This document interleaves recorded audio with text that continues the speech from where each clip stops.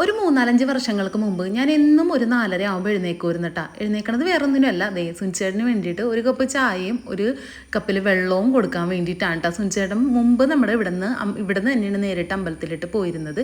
ഇടയ്ക്കൊക്കെ മാത്രം അവിടെ നിൽക്കുള്ളായിരുന്നു കേട്ടോ. ഇപ്പം അങ്ങനെയല്ല, ഇപ്പം സ്ഥിരമായിട്ട് പോയിട്ട് കുറച്ച് ദിവസങ്ങളിലല്ലേ വരാറുള്ളൂ. അങ്ങനെ ദേ പരപരാ വെളുപ്പിന് ഞാൻ സുനിച്ചേട്ടന് ഒരു കപ്പ് ചായയൊക്കെ കൊടുത്ത്, ചായേൻ്റെ അത്ര വലിയ നല്ല ചായ ഒന്നും അല്ല കേട്ടോ, എന്നാലും പാവം കഷ്ടപ്പെട്ട് കുടിക്കും കേട്ടോ. പിന്നെ അതേ പുത്രൻ്റെ സൈക്കിള് കാര്യങ്ങളൊക്കെ അങ്ങോട്ട് നീക്കി വെക്കണ്ട, ആ സൈക്കിൾ എങ്ങനെ മറിഞ്ഞു വീണിട്ടുണ്ടെങ്കിൽ ഇന്ന് തിരിച്ചു വരാൻ പറ്റില്ല എന്നൊക്കെ പറഞ്ഞിട്ടാണ് കേട്ടോ ചേട്ടന് സൈക്കിളൊക്കെ നീക്കി വെക്കണത്. അച്ഛനും മോനും സൈക്കിളും വണ്ടിയൊക്കെ വളരെ നന്നായിട്ട് സൂക്ഷിക്കും. ഞാൻ നേരെ വിപരീതമാണ്. വീട് പരിസരമൊക്കെയാണ് എനിക്ക് വൃത്തിയായിട്ട് സൂക്ഷിക്കണത് ഇഷ്ടം. വണ്ടിയുടെ കാര്യങ്ങൾ എന്തെങ്കിലുമൊക്കെ ഉണ്ടെങ്കിൽ അത് അച്ഛനും മോനും കൂടി കണ്ടുപിടിച്ച് കൊണ്ടുപോയി ശരിയാക്കി തന്നിട്ടുണ്ടെങ്കിൽ ഞാൻ ഓടിക്കും. അതല്ലെങ്കിൽ ഞാൻ ഇവിടെ കിടന്ന് ഒച്ചപ്പാട് ബഹളമൊക്കെ ഉണ്ടാക്കും, എനിക്ക് വണ്ടി ശരിയായില്ല എന്നൊക്കെ പറഞ്ഞ്. പക്ഷേ ഇവർ കറക്റ്റ് സമയത്ത് ശരിയാക്കി തരും കേട്ടോ. അങ്ങനെ ദേ സുനിച്ചേട്ടൻ എന്നോട് കുറേ വിശേഷങ്ങളും കാര്യങ്ങളൊക്കെ പറഞ്ഞതിന് ശേഷം, പണ്ടത്തെ കാര്യങ്ങളൊക്കെ കുറേ അയവിറക്കിയതിന് ശേഷം ചേട്ടൻ അങ്ങോട്ട് പോയിട്ടുണ്ട് കേട്ടോ. എന്നിട്ട് ഇനി ഉച്ചയാകുമ്പോൾ വരും കേട്ടോ തിരിച്ച്. അത് കഴിഞ്ഞിട്ട് മൂവാറ്റുപുഴയ്ക്ക് പോവുകയുള്ളൂ. അപ്പോൾ അതേ അപ്പോഴേക്കും ഞാൻ എൻ്റെ അടുക്കളയിലെ കലാപരിപാടികളൊക്കെ തുടങ്ങിയിട്ടുണ്ട്. ഇന്നാണെങ്കിൽ നമ്മുടെ സുതപ്പനി ഒരാഗ്രഹം ഇന്നലെ തന്നെ ആഗ്രഹം പറഞ്ഞിട്ടുണ്ടായിരുന്നു, ഇങ്ങനെ ഒരു പുളിച്ചമ്മന്തി വേണം, ഉണക്കമീൻ വറുത്തത് വേണമെന്ന്. പുളിച്ചമ്മന്തി ഏതോ കൂട്ടുകാരന്മാരുടെ കയ്യിൽ നിന്ന് കഴിച്ചേക്കണതാണ്.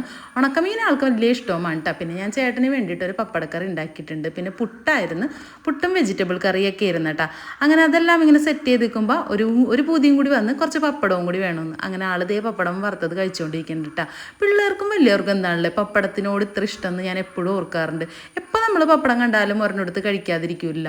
അങ്ങനെ ദേ നമ്മുടെ സുതപ്പൻ എന്നോട് കുറേ വിശേഷവും കാര്യങ്ങളൊക്കെ പറഞ്ഞിട്ട് പോകാൻ പോകുന്നുണ്ട്. ഇപ്പം മിഡ് ടൈം എക്സാം ആയതുകൊണ്ട് തന്നെ പോകുമ്പോൾ എനിക്ക് എന്തായാലും നിർബന്ധമായിട്ട് ഒരു ഉമ്മയൊക്കെ കിട്ടോട്ടാ. പോയിട്ട് വരാം അമ്മേ എന്നൊക്കെ പറഞ്ഞിട്ട്. അയ്യോ, എന്നെ കാണുമ്പോൾ നിങ്ങൾക്ക് പേടിയാവണ്ടല്ലേ, എന്ത് കോലമുള്ളേ, നമുക്കിപ്പോൾ മാറ്റിയെടുക്കാം. ദേ ഞാൻ സുന്ദരിയായില്ലേ.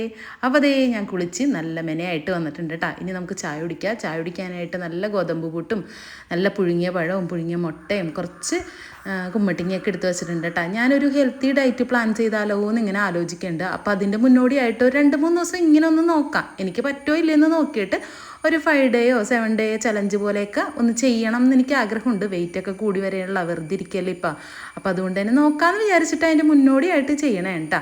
ഇപ്പോൾ ദേ നമുക്ക് വേറൊരാളെയും കൂടി ഒന്ന് പരിപാലിപ്പിക്കാനുണ്ട്. കാരണം വേറെ 2 പേര് നമ്മൾ ടാറ്റു അടിച്ചേക്കണോണ്ട് തന്നെ കുറച്ച് ദിവസത്തേക്ക് നമുക്ക് ബേബി ഓയിൽ ഇങ്ങനെ തേച്ച് കൊടുക്കാനുണ്ട് കേട്ടോ. അപ്പം ഞാൻ കുളിയൊക്കെ കഴിഞ്ഞതിന് ശേഷം പിന്നെ ഇനി തോരെ ഇടയ്ക്കിടയ്ക്ക് ഇങ്ങനെ ഓയിൽ തേച്ച് കൊടുക്കുമ്പോൾ ആ കളർ കറക്റ്റായിട്ട് വരുമെന്ന് പറഞ്ഞതുകൊണ്ട് തന്നെ എനിക്ക് ഭയങ്കര ശുഷ്കാന്തിയാണ്. അപ്പോൾ അതേ ഇപ്പോൾ ഈ പരിപാടിയും കൂടി ഉണ്ട്. അപ്പം നമുക്കിനി അടുത്ത വീഡിയോ കാണാം.